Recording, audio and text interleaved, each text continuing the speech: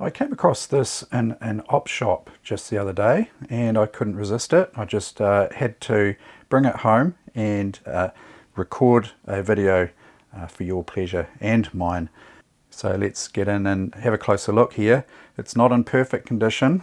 The table it's got a few garks and bits and pieces. I'll show you close up in a second.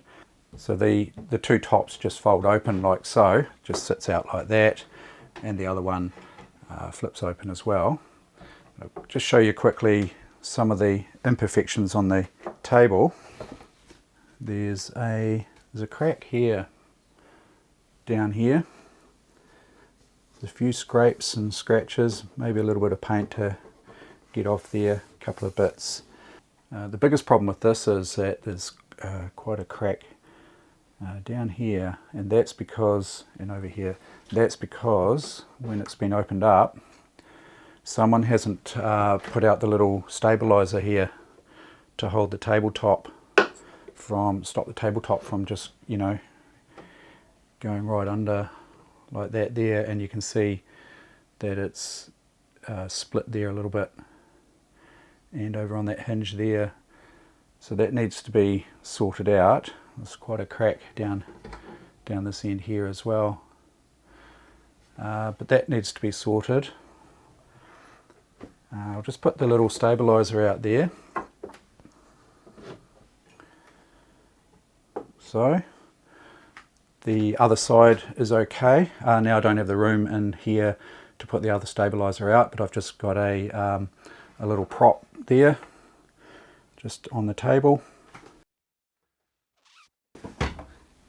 and we can see there's a crack running down here as well. Nothing too major, but the star of the show is nestled in there.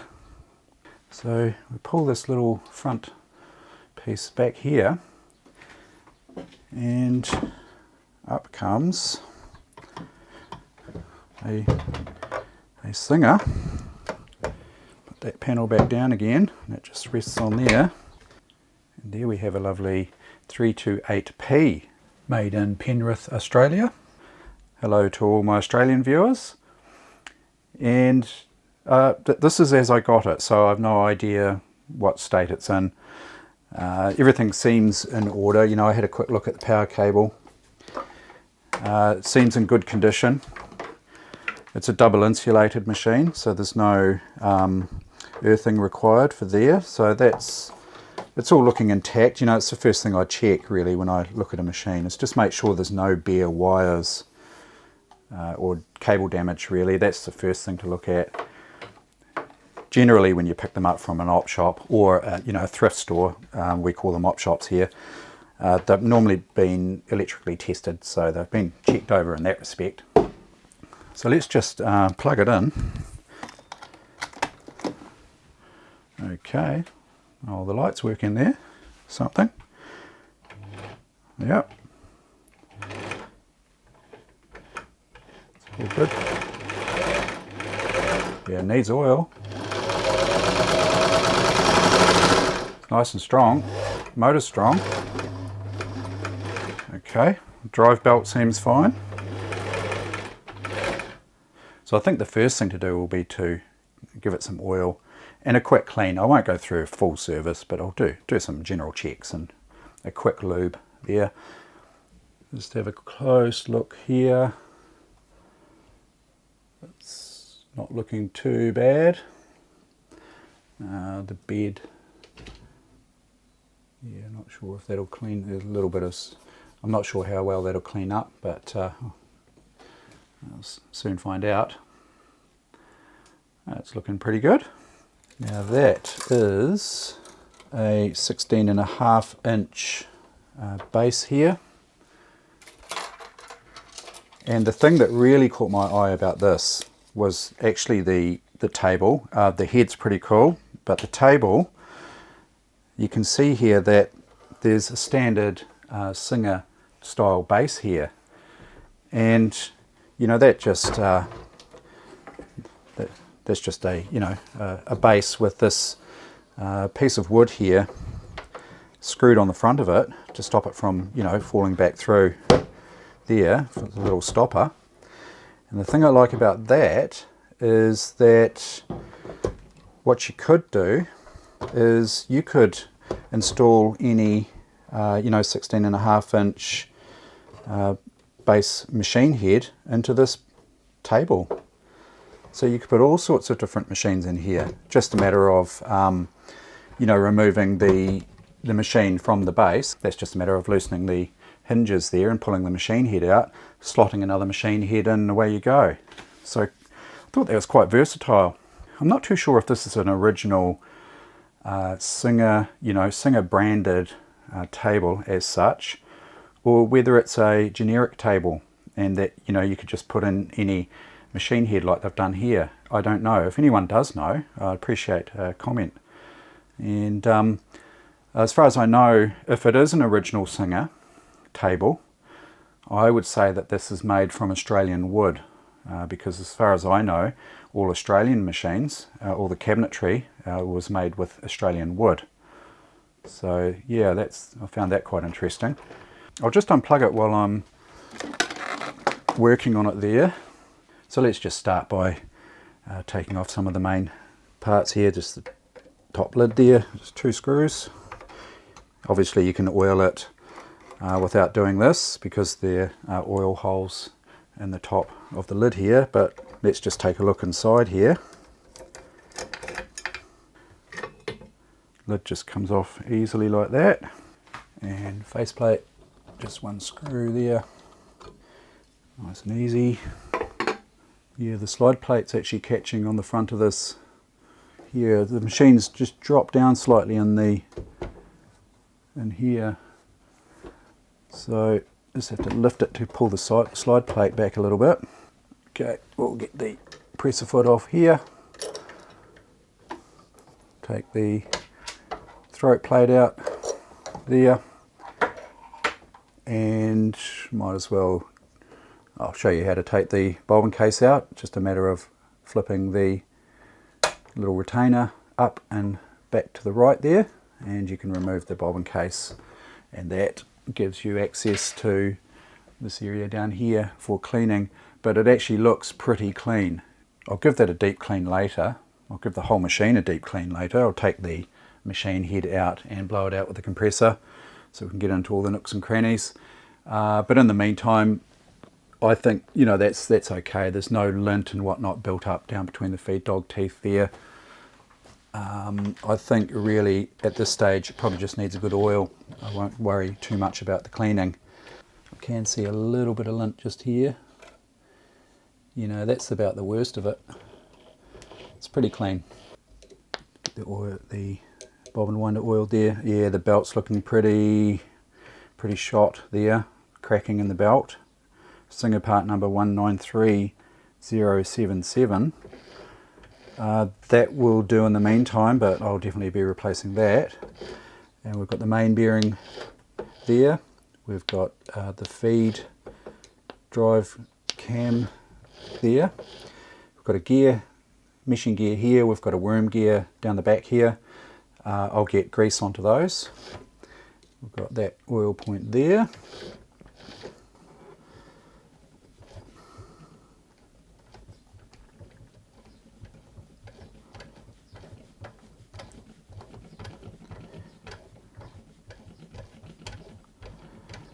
Yep, pretty good. I'll just get some on that worm gear there.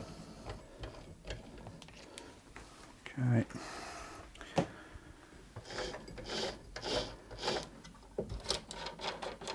This is the fashion disc here, and I get oil down in there.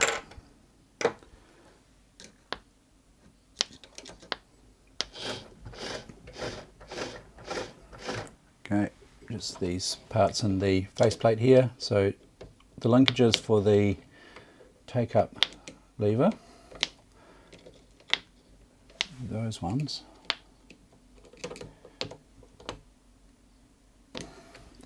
Needle bar, top and bottom bearing, presser foot bar there. It's all oil the lever as well, and there's for the zigzag mechanism, bit there, and we'll get a bit down here as well.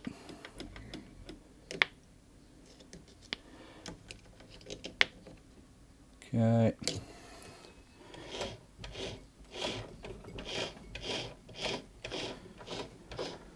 And let's not forget this one here, get a bit of oil into there. Okay, so we'll get down underneath here. Nice thing about these is you can just tip them back like that.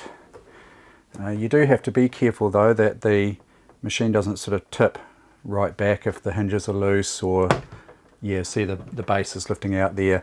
It's just a bit overbalanced there. I'll just hold that there to stop it from tipping. And just loosen this here. See, someone's made a little homemade fabric washer there. They normally come with a little felt, I think it's like a little felt black round washer. Pull this panel off. Okay, I'll start oiling some of these bits here. There's a couple of crank linkages there. And the ends of these bars here, the feed bars, we'll do those. And this linkage here,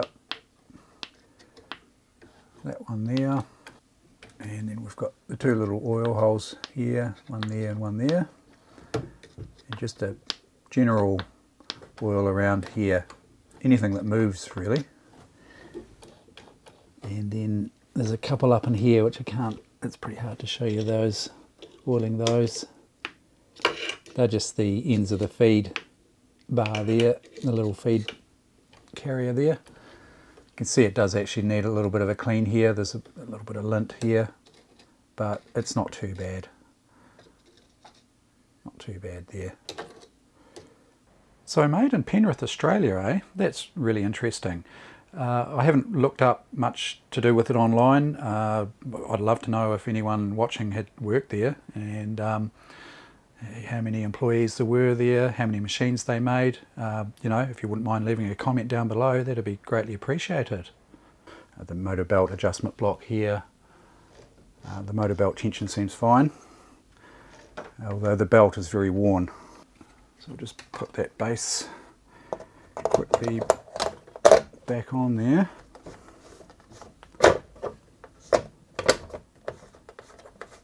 Just wondering before where the top oil point is for the vertical shaft. So the vertical shaft runs down here. This is the oil hole for the top bearing, and that one that I did before was the oil hole for the bottom bearing down here on those on that vertical shaft there. I'll just give it a run, see what it sounds like.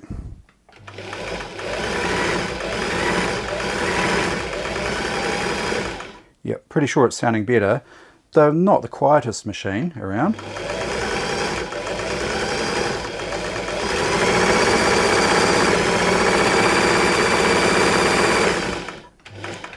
Seems fairly strong. That's good. Just checking their stop motion clutch there. Sometimes they need a little bit of oil. You can get away with just putting the oil down behind the screw knob there. Sometimes you get away with that. If it's binding, you sometimes have to take the whole thing apart. I won't go through that. Just go ahead and put the faceplate back on there. Nice and easy to maintain. You could do the maintenance yourself pretty much back in the day.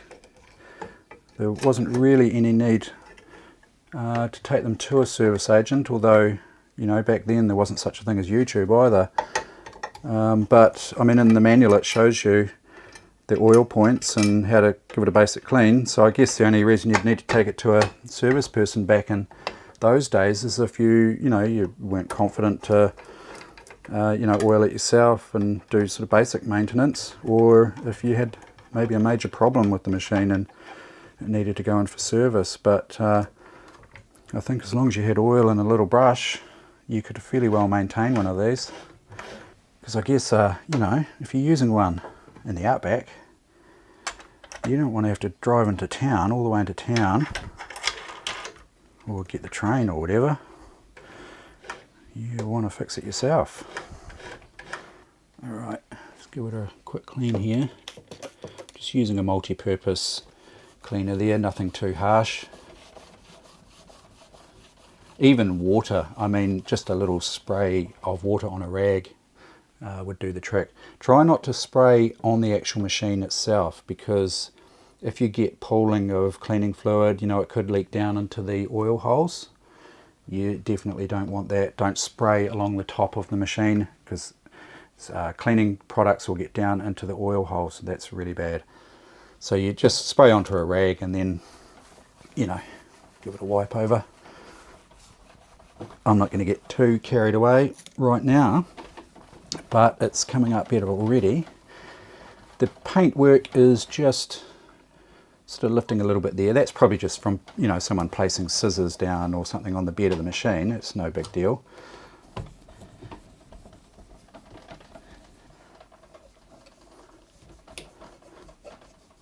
Something a little bit stubborn there. I'll get into that later on. It's amazing what people throw out. Well, not really throwing it out, are they? They're donating it to an op shop, I guess, if they've upgraded to a modern machine. That's all good. But I do see some machines at the tip literally been thrown out. Quite good ones too. Yeah, it's looking a bit better. Just a quick go over there. And then I guess better see if it sews. That'll be something. Put the plate back in there. She pays to oil these. You lift those up, just get the oil underneath onto that pin there. They can seize up sometimes. Let's get that needle out. Let's get another needle in there. Now these Singers, they'll take a, you know, this is a Singer branded needle, 130/705H. It's a round sharp, so good for woven materials. You can also use likes of this Smets 130/705H needle as well. But since it's a Singer, let's put some Singer needles in it.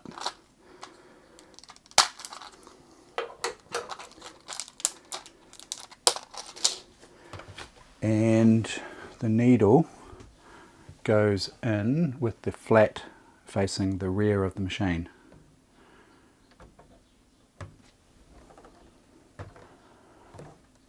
Okay, and then we'll wind a bobbin here. Come across to the top guide up here. In fact, what you can do is you can sit the spool on this little spool holder down here, and then just underneath the tensioner spring there, the bobbin winder tensioner spring, and then I'm just going to wind anti-clockwise around here, just give it a good few winds. Engage the bobbin winder, just release the stop motion clutch there. Oops, and yeah, that can happen where the thread pulls out of the tensioner disc here. So I would just going to unwind that a little bit. It's caught around the post there. Just going to, and that happens mainly because probably going too fast, and this spool is jumping around on here, and it's just pops the thread out there. So I find it sometimes just better to go around here on the left side, put it on the top spool, and I'm just very lightly, very lightly holding on the spool there. You think a little bit of oil's come out there. Might have over oiled the bobbin winder a little bit there. Just clean that with a rag, clean rag. There's actually a little bit of thread caught. So you can see the bobbin winder is slipping now, and that's mainly because probably a little bit too much oil. I might have put just a little bit too much in there, and it just needs a bit of a clean here. But I've also noticed there's a little bit of thread caught around the shaft here, and that won't be helping. It's probably been there for years.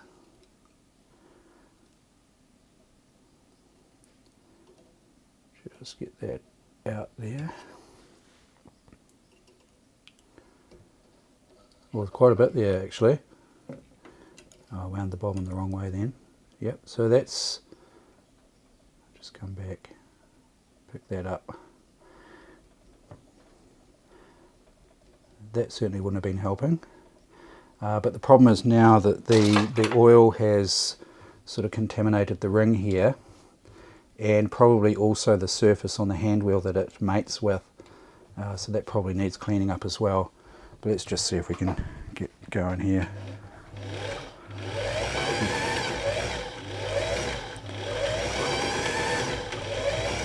Actually, that bobbin winder ring may need replacing as well. It's probably not in very good condition. So I really need to clean up that hand wheel. I'll just whip the side cover off here. Just be careful though, that, you know, there could be, I was going to say there could be live wires down in there, but it looks pretty safe. I'm just going to get a rag onto that surface that the bobbin winder mates with, just to clean that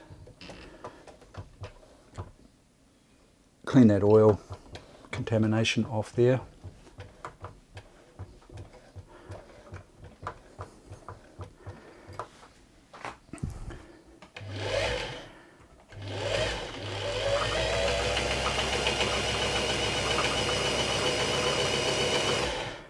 And you can also see there that the bobbin winding is uneven, so there's a lot more thread on the right hand side, and that's because this here is out of adjustment, the tensioner and guide there. So that's really just a matter of moving this, and this is a little bit of trial and error, but you move that across to the left slightly, and that's just to get it to wind more on the left side. I've got another rubber here, so I'll just pull that one off. You can see that there's oil contamination here, and so that's a just a little word of caution, just a tiny little drop in there. Don't hit it too hard with the oil. And you can see where it's, and you can kind of see where it's all sort of spraying out the sides of the rubber there. I've got a new winder rubber here.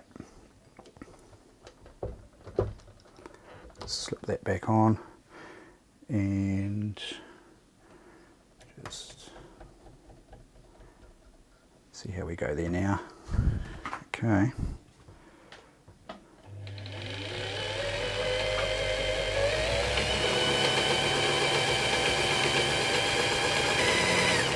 And there's no automatic stopper on this one, so it won't, you know, you have to manually stop there. And you can see it's still unevenly wound, but I think that's because it started off that way. It's just accumulative there. But I think, you know, the only way to really test that properly is to put a brand new empty bobbin on and try it right from scratch there. So there's the bobbin wound. Now I've noticed a little problem already, just about to install the bobbin into the bobbin case there. And I can see the spring is just miles away. You see that play there? The spring's not even clamping. It should be clamping onto this side of this bobbin case. So I can see that you know, that bobbin tension is just miles out. You know, and it could have been a simple thing like that where someone had problems with the machine and they've thought they'll just give it up and donate it to the op shop. So I'm just screwing it in there until I can see it's getting closer to clamping there. That spring could be bent, but let's just see if we can get adjustment on it.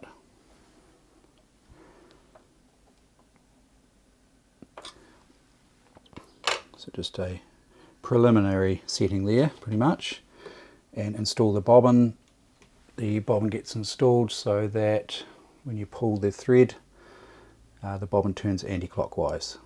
Yeah, bobbin turns anti-clockwise like that. Slip it in there, come into the first slot there, pull the thread back and into that little shoulder, like so. And I can feel that that's quite loose, relatively, you know, just from experience really. That's the sort of thing that you may have to set by trial and error while you're sewing, but I'll just tighten that slightly. That's feeling a bit better there now. Okay, so we can close that there, and you can see there's a little cutout on the front of the plate there. That's so that the bobbin thread doesn't get trapped. And then so now we can do top threading. So we've already got the thread through the top eyelet there. Actually, we'll just rethread that. So you can pull this thread in from back to front like that, and then we come down to the tensioner. In between the discs, there's two sets of discs on this because it supports twin needle. So between either one of them is fine. So once you've got it in between the discs there, the key to this is to pull the thread straight up, and you'll see it flip over this little finger just there, like that. And then just come in behind that guide there. And then just from right to left through the take-up lever, making sure your take-up lever is in the top position there, down through this guide here, and then through this guide here, and I'll go ahead and put the presser foot on there, like that. Okay, let's thread the needle here, front to back.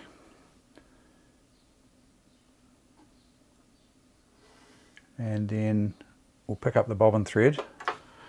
So I'll turn the machine in operating direction until the take-up lever goes right down and back up again. And we'll pull the bobbin thread up, like that, and then down under the slot, through the slot in the front of the presser foot there. I quite like to, if I've got zigzag available, I quite like to set the machine onto zigzag just for the tension, just to check out the tension when test sewing. Sometimes just a good idea to turn it by hand as well, just in case something's awry there and it, you know, jams up. Sometimes good to know that that's happening just before putting power on.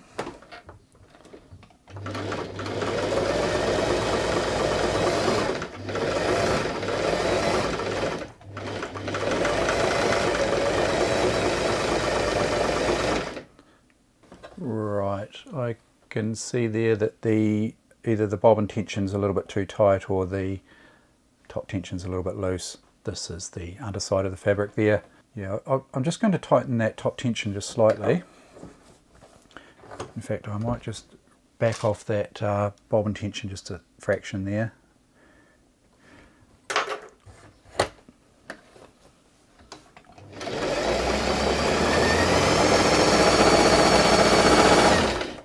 That's the bottom side again, starting to look better. Just a little bit more.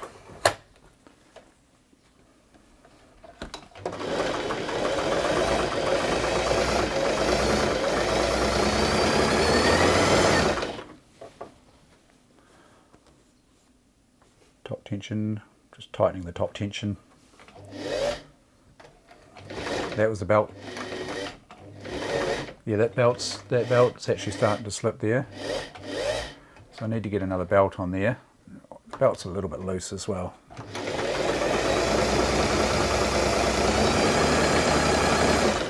can actually see the bobbin thread coming through in the top there now. It's too loose. I'll just tweak that up again a bit more.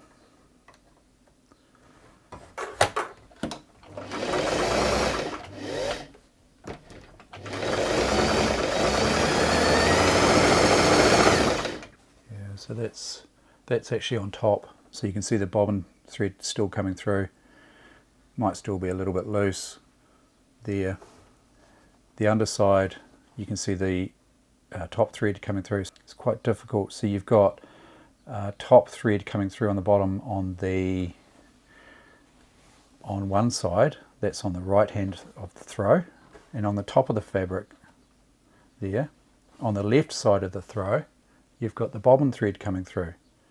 So it gets difficult to balance that because, you know, if you tighten the top thread, it's going to pull through, it's going to correct this on the right hand side here of this zigzag, but on the top there it's going to pull it through more here. And likewise, but inversely, if you tighten the bobbin tension, it's going to pull this right hand side top thread through, and but you know, potentially on the top side it's potentially going to correct it there. So pretty difficult to balance that. I would probably stick with about that. I mean, it's probably as good as it's going to get on this machine here. Possibly the other thing too is maybe put a better quality thread on. That might have some effect on it. Okay, and if we try straight stitch here.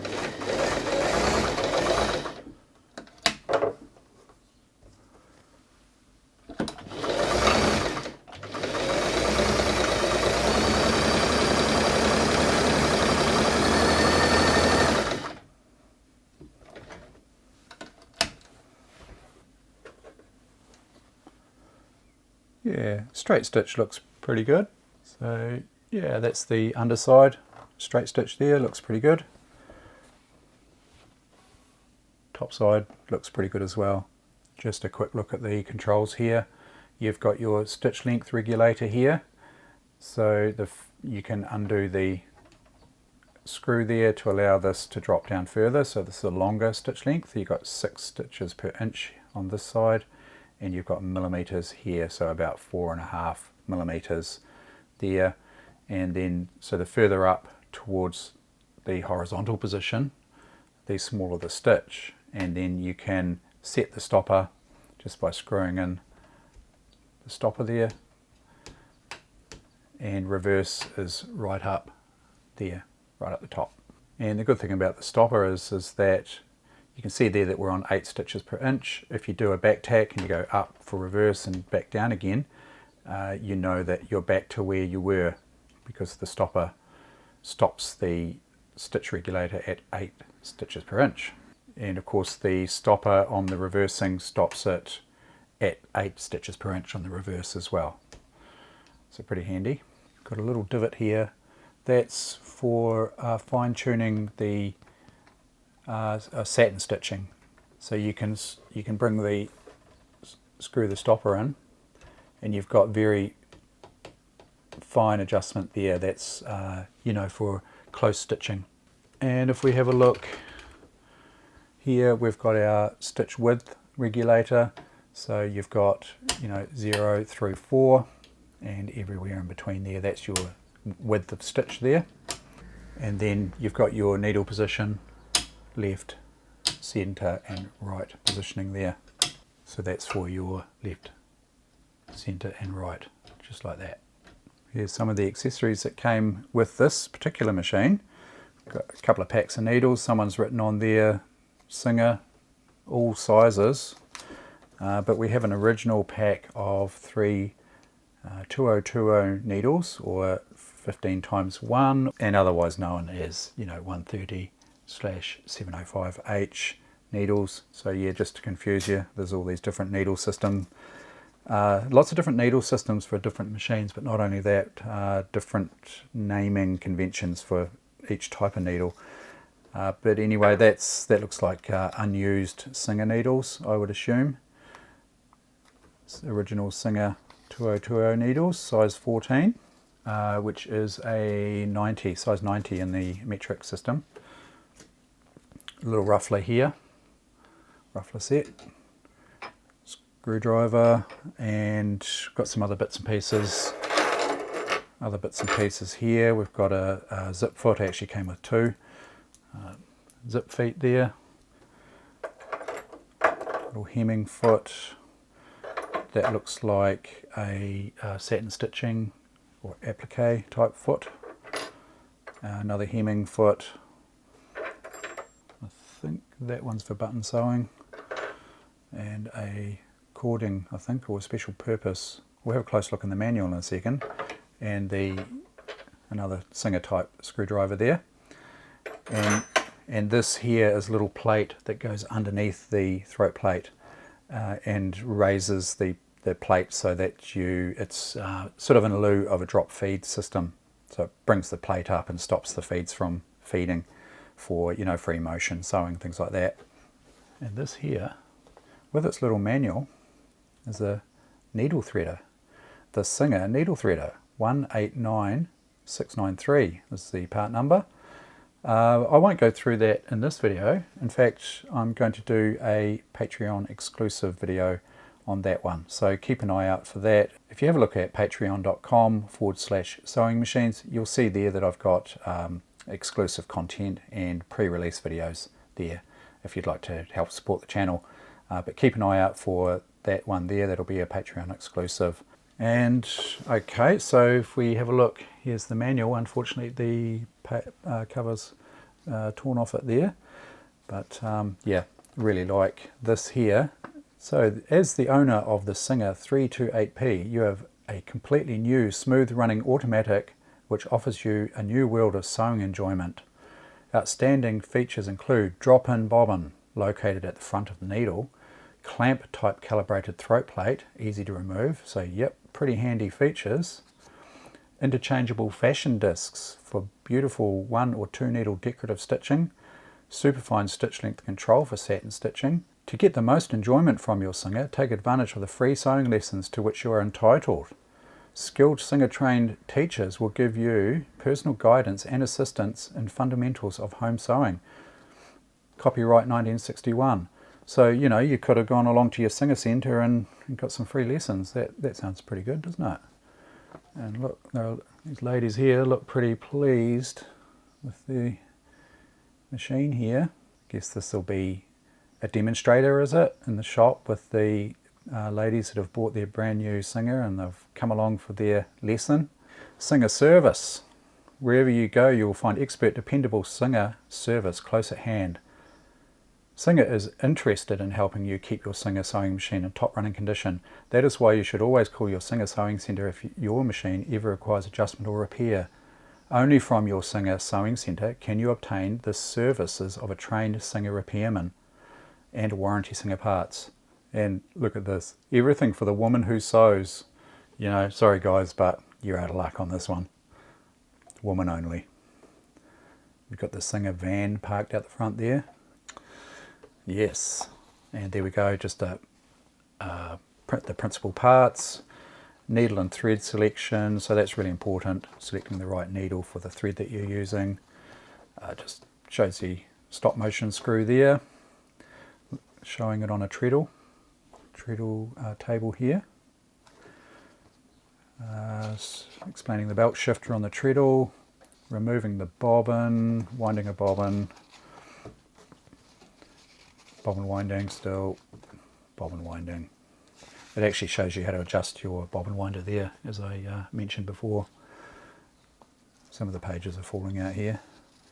Threading the bobbin, quite nice, you know, detailed diagrams there, pretty good. Upper threading for a single needle. Stitch regulator, upper inclined area of the regulator represents stitch lengths above 20. So yeah, that little divot here, stitches above 20 stitches per inch, or less than about 1.75 millimeter. Lower inclined area of the regulator allows the number 6 stitch length setting to be locked, 6 stitches per inch, in place when stitching folds, pleats or multiple layers of heavy fabric. So they must have had problems with the stitch length regulator jumping down the stitch length range, you know, on the heavy fabrics. So that's to lock it in place. Yeah, once the pointer has been positioned, reverse stitching is accomplished by raising the lever to its highest point. The number 6 locked position must be unlocked for reverse stitching. Yeah, that makes sense. Oh yeah, presser foot pressure, which I didn't cover at all, but that's, yeah, pretty straightforward as far as most machines of this era. You've got pressure adjustment on the press foot there. that's this pressure here. So screw the screw down for more pressure and unscrew it for less pressure there. It's showing you a bit about throat plate. So we've got zigzag throat plate, a straight stitch throat plate. It's going through the position, the needle stitch controls here, and the centralisation and the secondary positions. Preparing to sew, so bringing up your bobbin thread and sewing a seam. So they actually sort of almost teach you how to sew in the manual. It's quite handy. Sewing a seam, I won't go through that too much. There's thread tension there. Bobbin tension. Fashion discs, shows you the fashion discs. Oh, that's what I've got here. Here's the fashion discs. So we've got some wool pattern. There's a blind hemming type stitch there, pretty handy.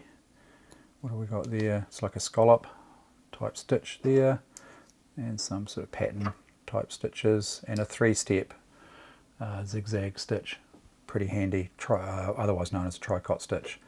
Pretty handy. I'll have a go with those soon. Zigzagging, removal of the and replacement of the fashion discs, stitch control width. Here's your satin stitching controls, your needle positioning. So you can actually do a manual buttonhole with this. Tension adjustment for satin stitching. Twin needling, threading for the twin needling. Maximum stitch width for the twin needle, because if you go out to the full width, the needles will collide with the side of the throat plate hole here, so it's going to ruin your day. Yeah, so that little foot there, yeah, it's a special purpose foot designed for satin stitching. Provides maximum visibility and allows closely spaced stitches to feed freely. Eyelet on left side of foot accommodates a filler cord. Yeah. Yeah, here it's showing buttonholes here, manual buttonholes. Someone's made a little note here, so they must have been doing buttonholes on this one. Applique, monograms and motifs. Button sewing, here's the use of the plate here. So it's used for button sewing because you don't want your feed dogs to be feeding the button through. So you take the throat plate off and you slip this little, you take your throat plate off and you slip this little plate underneath and then put your throat plate back on. And that way it's not going to feed your buttons through. General purpose foot, and it's showing you some seams and darts and interfacing, mending, hemming, zips, zip foot. Free motion work, so it's showing a like an embroidery hoop there, embroidery, so monograms there. Some optional extras, would they? They might have come with the machine, but I'm not 100% sure. There's a gather foot there and a tucking foot, edge stitcher, seam guide. That's the darning and embroidery. Probably optional, I would say. Straight stitch foot with a straight sewing foot there, and additional fashion discs. So that looks like these ones were, they came with the machine. So it looks like numbers 1 through 6 come with the machine, or came with the machine,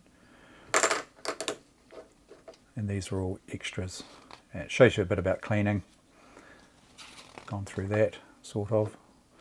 Well, I didn't go through that exactly, but just shows you where to clean and oil. Clean between tension discs. Removing the bobbin case, I showed you that. There's the position stud there that the little fingers go around. And then you've got oiling of the machine and greasing. It says here, apply a small amount of lubricant to gears as shown. A tube of lubricant can be purchased from your Singer sewing centre. Never apply oil to gears. So they're talking about metal gears here. There's more oiling there. Electrical information, how to change the light bulb, and an index.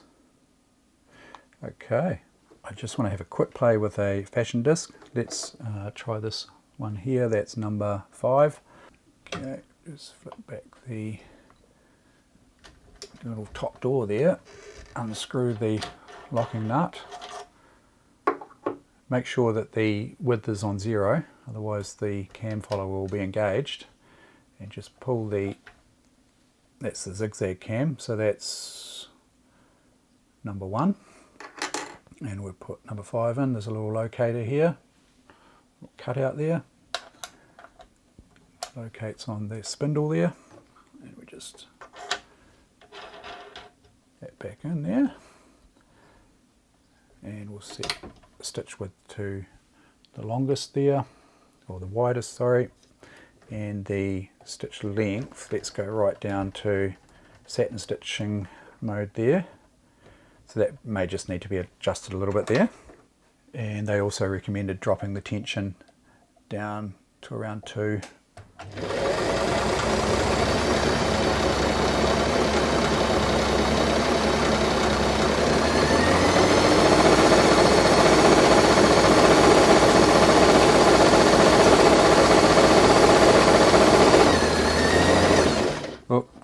I was adjusting the stitch length there and I've gone down a little bit too far, so it's starting to jam up there. I've got the wrong foot on, that's probably why. Just get the proper foot. That might be a bit better.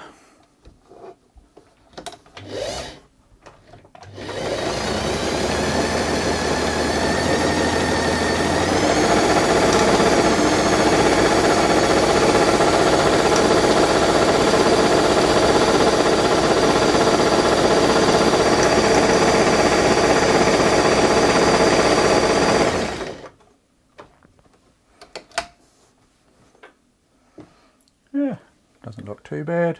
So that's about it for this one. I hope you enjoyed that.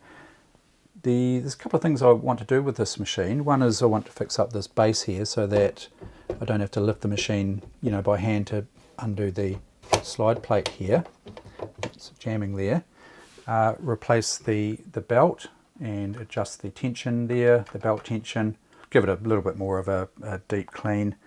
And then maybe also show you putting another head into this base here and table, and also cleaning up the table just a little bit better. I've got some oil there, Danish oil I think it is, just to, you know, polish this up a little bit, but I want to give it a good clean. Yeah, so that's about it really. Thank you very much for watching, and as always, thank you very much to my patrons on Patreon. So keep an eye out for those videos coming up soon.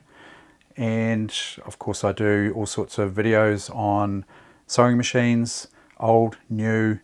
I do reviews, I do repair videos, maintenance videos, even some sewing videos. So make sure you click the little bell icon after you subscribe so that you can get notified of new videos. So yeah, thank you very much for watching, and we'll see you next time.